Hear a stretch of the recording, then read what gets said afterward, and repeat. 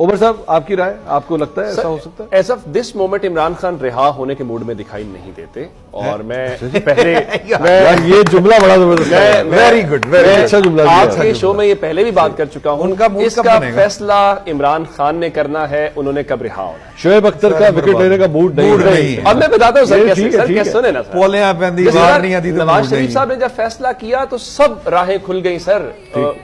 دنیا کی تاریخ میں پہلی بار کسی سزا یافتہ شخص کو جیل سے نکال کر بیرون ملک علاج کے لیے بھجوا دیا گیا. ٹھیک ہے, اسی طرح سے خان صاحب جس دن انہوں نے فیصلہ کر لیا کہ اب لائن ملے گی, لائن کٹنی نہیں ہے سر, اتنا گلا نے خان بار نہیں, اس دن عمران خان باہر آ جائیں گے. سو ابھی عمران خان اس موڈ میں دکھائی, عمران خان کا موڈ نہیں ہے.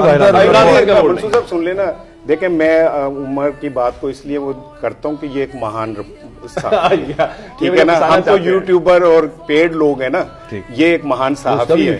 نہیں اس کو سبسکرائب نہیں کیا, نہیں اس کو سرٹیفکیٹ ملا ہے نا, سرکاری سرٹیفکیٹ ملا ہے مہان کا, اس لیے کہہ رہا ہوں.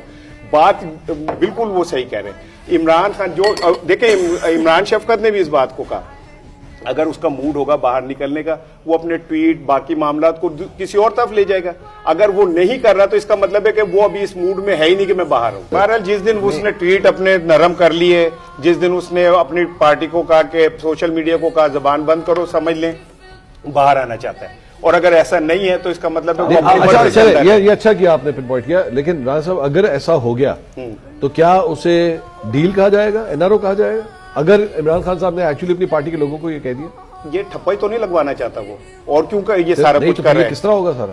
کو اللہ کرے گا, کوئی نہ رستہ کرے گا. اس کا فیصلہ طریقے انصاف کریں گے, قومی مفاد کہہ لیں گے, کیا کہا جا سکتا ہے, قومی مفاد میں کچھ بھی کیا جا سکتا ہے. ضروری ہے کہ عوام کے وسیع تر مفاد میں پاکستان کو کبھی بھی عوام کے وسیع